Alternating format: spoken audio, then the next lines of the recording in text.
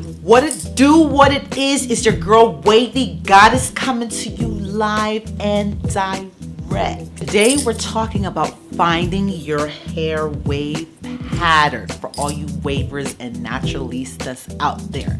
Yes, finding your hair wave pattern is super important when you're trying to achieve that ultimate wavy look, whether it be 360s like what I have, 540s or 720s. Finding your hair wave pattern is super important when you're trying to make them waves pop. Just pop all over the place, just pop.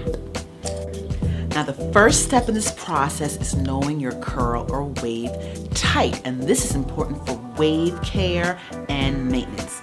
Now Allure magazine has a really good article regarding curl and wave types, and I've dropped it below. Now there are several different curl or wave types, and they range from 2A through C, 3A through C, and 4A through C. Now the second part of this whole process in finding your wave pattern comes in actually being able to physically see your hair wave pattern. And this is my favorite step, of course.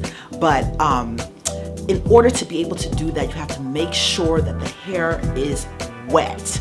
After you've washed it with your sulfate-free shampoo, preferably all natural shampoo, and you get to the conditioning phase, you wouldn't want to take your brush and you want to start brushing from the crown of your head all the way down. And you also want to have your handheld mirror in your hand so you can get like an aerial kind of 360 view of it. And as you're brushing your hair, as you're brushing your hair, you'll start to see the wave pattern form.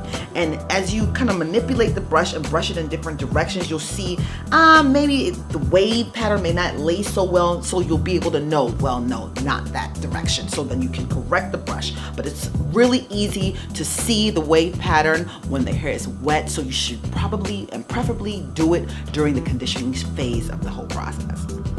Now, after you've washed and conditioned, your hair is going to be wet, and that's the point at which you want to add in that product for your hair type while it's wet. That product to keep in that moisture, to add that sheen. And once you add that product in really well, you're going to again take that brush and you're going to brush and brush and brush. And as you brush while it's wet, you'll also start to see that wave pattern. You're going to tie it down, overnight preferably, but for a couple hours, however long you have, but preferably overnight. And as the morning comes and you take that head scarf, do-rag, whatever have you that you used to tie your hair down, you should see some sort of wave pattern. And again, you're going to grab your brush and you're going to start to brush. Now, as you can see, my wave pattern, I have 360s. They go all the way around my head, although you can't see. And I have it dyed.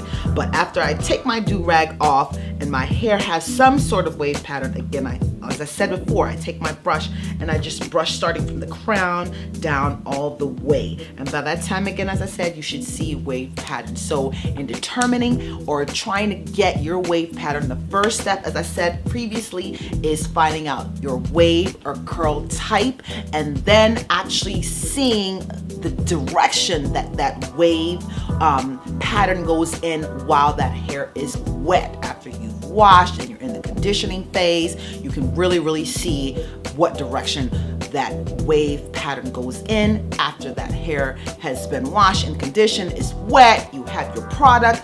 Again, the right product for your curl type, whether you're a 3A, B, or C, or 4A or B or C, to have that product that locks in that moisture, adds that shine in, so your hair can be trainable.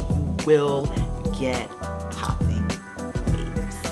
Please make sure you subscribe to my Wavee Goddess YouTube channel and follow me on Instagram at Wavee Goddess for more wave hair care tips and maintenance, and of course more pictures of me and popping waves.